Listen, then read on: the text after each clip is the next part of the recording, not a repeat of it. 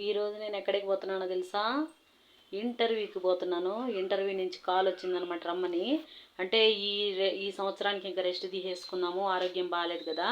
ఇదేంద్రా అంటే next academic year అనమాట. వచ్చే సంవత్సరం జూన్ నుంచి స్టార్ట్ అవుతుంది ఈ స్కూలు. ఫోన్ చేస్తే వాళ్ళు రండి మేడం అని చెప్పారు. సో దానివల్ల నేను మా ఆయన్ని తీసుకొని పోతా ఉన్నాను. దారిలో కొంచెం అంటే ఇదే మరీ అంత దూరం కాదు, మాకు దగ్గరేను. బస్ ఫెసిలిటీ ఉంది మాకు, ఆటో ఫెసిలిటీ కూడా ఉంది. అంటే లోపలికి స్కూల్ ముందే ఏమాగదు, అది అటు ఇటుగా మధ్యలో ఆపద్దు అనమాట. కొంచెం నడిచేంత దూరమే ఉంది.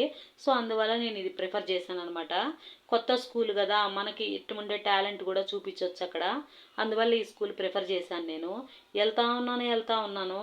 ఇంకా ఎంతసేపు అయ్యా అని అందాం అనుకున్నాను, కానీ మా ఆయన తిడతాడేమో నన్ను గమ్ముగా అయిపోయాను నేను. చూసారు కదా, దారిలో అంతా ఇట్టుందనమాట. ఎంత ఎండ ఉందంత చలే ఉంది. ఇది నా రెజ్యూము, సీవీ అంటాము. సీవీ కూడా అనొచ్చు, రెజ్యూమ్ అని కూడా అనొచ్చు. లాస్ట్లో నేను ఏ స్కూల్కి పోయాను అటాచ్ చేస్తాను చూడండి. చిత్తారమ్మ తల్లి, దండం పెట్టుకోండి మీరు కూడా.